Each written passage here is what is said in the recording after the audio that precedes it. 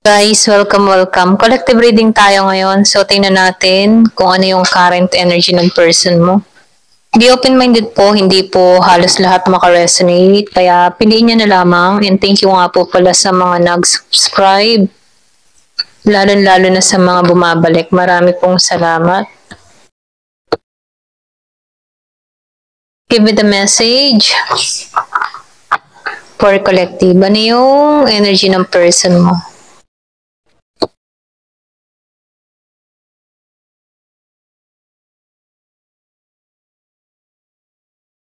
Meron kang tao talaga dito na nasasaktan ng sobra, okay?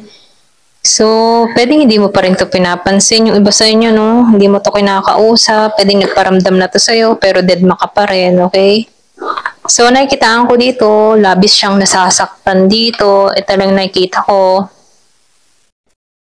Yung iba sa inyo, nasa ibang bansa ang tao mo, or pwede rin sabihin ikaw, okay, may pag-iintay itong ginagawa dito. Ito lang nakikita ko, no?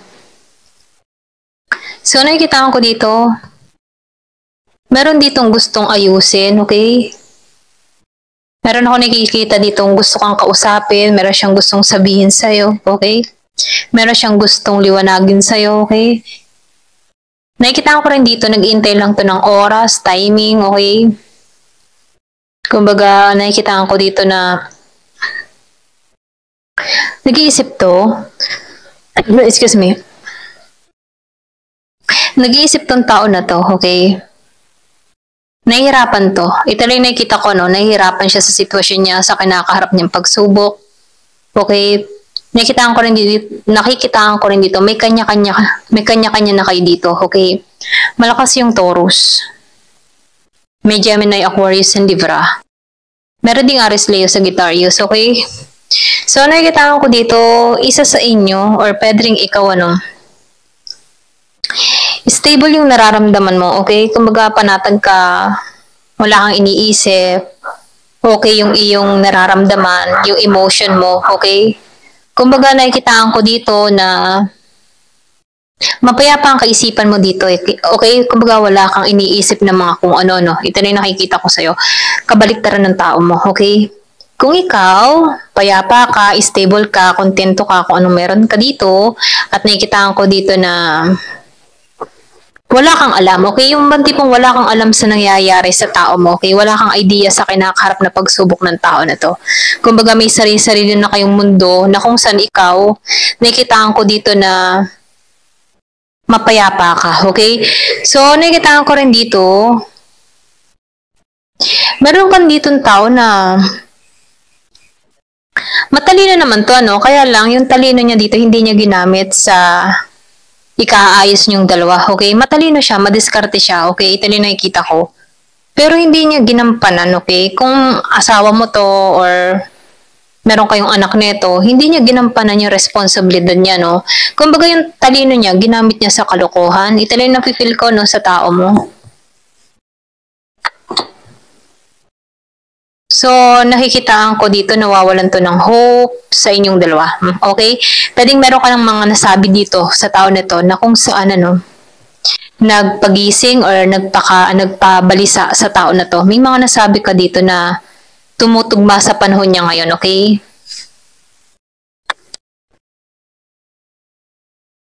So, nakikitaan ko dito, meron ditong tao na nag-iintay, okay? Nag-iintay pa rin to sa'yo, okay? Yung basta nyo, iniintay ka pa rin ito. Umaasa to, okay? Umaasa to na kayo pa din, okay? May pag-iintay na ginagawa. Pwedeng iniintay ka nito kung ikaw man ay nasa ibang bansa, saka to action sa'yo, okay? Or pwede rin sabihin kung itong tao nito yung nasa ibang bansa, saka to action sa'yo dito, okay? Kumbaga, nakikitaan ka ng tao nito ng liwanag. Nakikitaan ka ng tao nito ng pag-asa, okay? So, nakikitaan ka ng dito na ikaw yung nagbigay ng light sa tao na to, okay? Pwede rin sabihin na magaling ka mag-advise. Meron kang nasabi dito sa tao nito meron kang nasabi dito sa tao nito na ngayon niya nare-recall, okay? Na sa nararanasan niya dito sa Ten of Swords, ano. Pwede rin meron kang mga nasabi sa kanya dito na pampatinag sa kanya, okay? Pero binaliwala niya noon, okay? Kumbaga, dinededma niya yung mga sinasabi mo, okay? Na ngayon, tumatama sa kanya, okay? Kaya itong taon na to, ngayon kanya nare-recall, okay? Natama lahat ng mga sinabi mo sa kanya. Ganon, ano? Pwede rin sabihin, pinagsabihan mo to, pero hindi niya pinansin, okay? Dinedma ka niya. Ngayon niya nare-realize na tama pala yung sinabi mo, okay? Meron Gemini, Aquarius, and Libra. May takot itong sumugal, okay? Meron tong takot na humarap sa'yo. Ito lang yung nakikita ko, devil energy.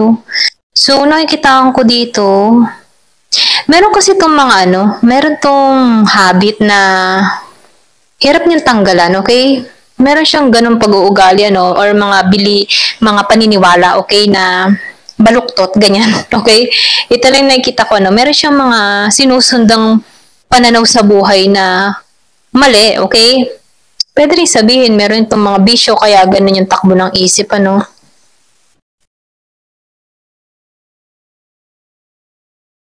So, nakikitaan ko dito, tingin mo dito sa tao na to, narcissist, or siya yung tukso ng buhay mo, okay? Ito na yung feel ko sa'yo, Kumbaga, tingin mo talaga dito sa tao na ito ay isang masamang tao, okay?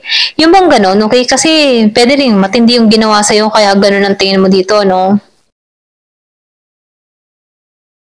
So, nakikita ko rin dito, yung iba sa inyo pwedeng hindi ka nito nirespeto before, okay? Makasarili siya. So, nakikita ko rin dito, may pagkatuso, nalinlang ka nito. Pero nakikita ko dito, gusto ka nitong trabahuhin, okay?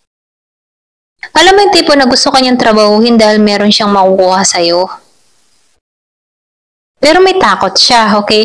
Yun ba yung kanyang pumapasok? Alam mo yung tipo na tinutukso tong tao nito na trabahuhin ka, okay?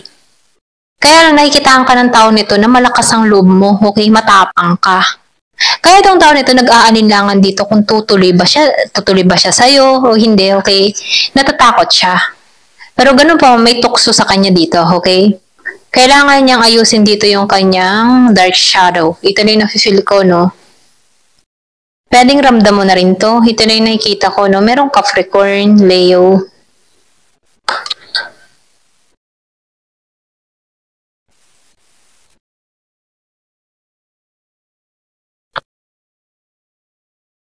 So, nakikitaan ko dito, nakikitaan ka ng tao nito na stable ka, okay? Stable yung pamumuhay mo, okay ka financially. Kasi dito, active ka eh. Kumbaga, marami kang ideas na pumapasok sa kaisipan mo. Meron ka ng bagong simula na nangyayari sa'yo. Na kung saan itong tao mo, wala siyang makita ang bagong simula sa kanya, okay? Yung ba tipo na nag-separate kayong dalawa, ikaw marami kang blessing na nare-receive dahil sa sacrifice mo, okay, binibigyan ka, nire-reward ka dito ng blessing. Samantalang itong tao mo, sinusubok ko, Kumbaga, ngayon niya nararanasan yung mga pagsubok na kinakaharap niya na sinisingil na siya, okay, sa ginawa niya, okay? Pwedeng sa ginawa niya sa'yo or maging sa ibang tao, okay? Kaya itong tao na ito, nakikitaan ko dito na hindi nagiging maayos yung kanyang kabuhayan dito.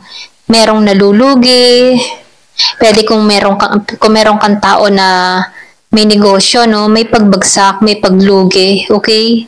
Pwedeng sabihin na yung kabuhayan nito unti-unti nang nawawala, okay?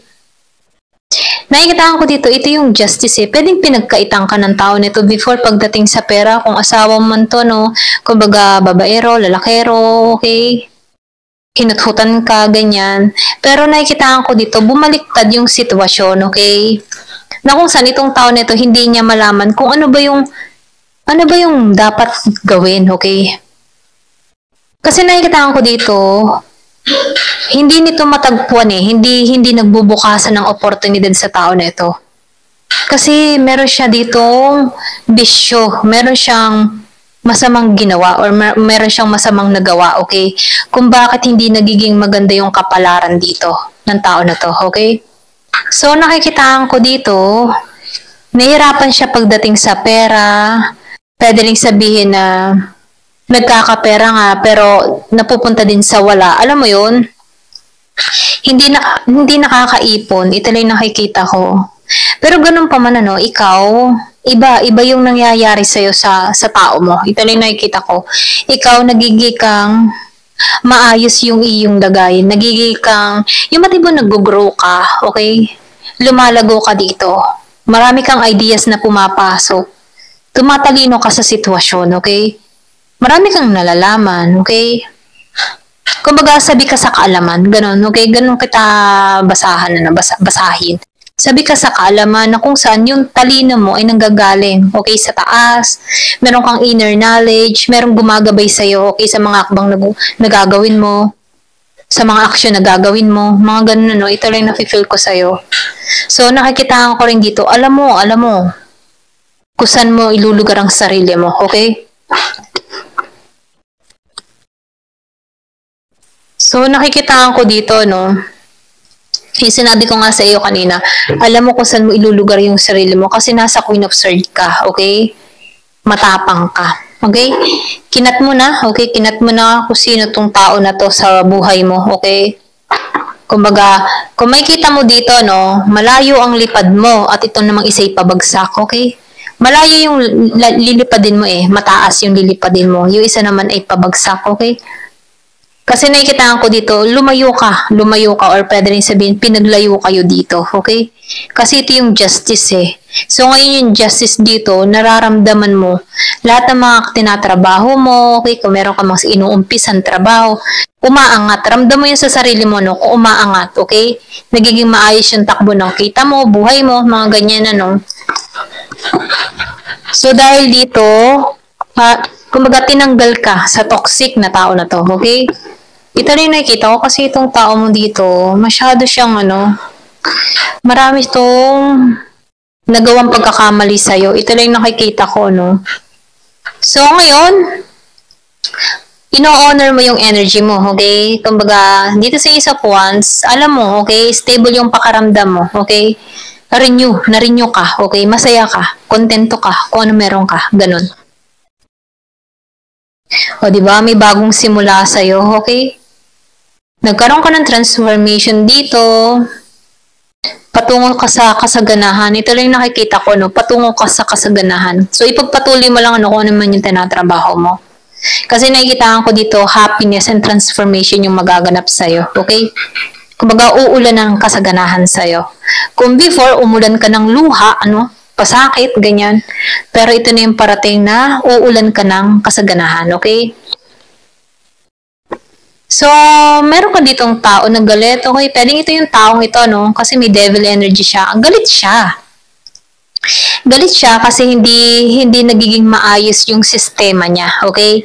Galit siya kasi hindi siya makapagsimula sa'yo, okay? Pwedeng madali itong mag-init ang ulo sa panahon ngayon, madali itong magalit, madali itong mainis, okay? Kasi kahit sino pag nawawala na yung kabuhayan, kumbaga nauubos, nagagalit, okay? Kahit sinong tao, So, ganun kasi yung tao mo nasa sitwasyon na nahihirapan siya ngayon, okay? Pwedeng nawala ng trabaho, or pwede rin may sakit siya, okay? So, maraming dahilan kung bakit nagagalit, okay? Galit siya, alam mo kung bakit? Dahil hindi kanya na matagpuan dito. Ikaw yung home. Ikaw yung buhay ng tao na to, okay? Bago siya makarating dito, kailangan niya dumaan muna sa pagsubok, para matawid niya tong daan na to, okay? Kasi ito nakikitaan ko dito, na itong tao mo, lumihis ng daan, okay?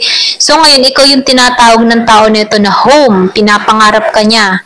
Pero, nangyari dito, wala na siyang matagpuan na home, okay? Kasi pulis problema tong tao mo. Kaya nagagalit to, okay? Ito lang yung nakikita ko. Thank you for watching. Love and peace.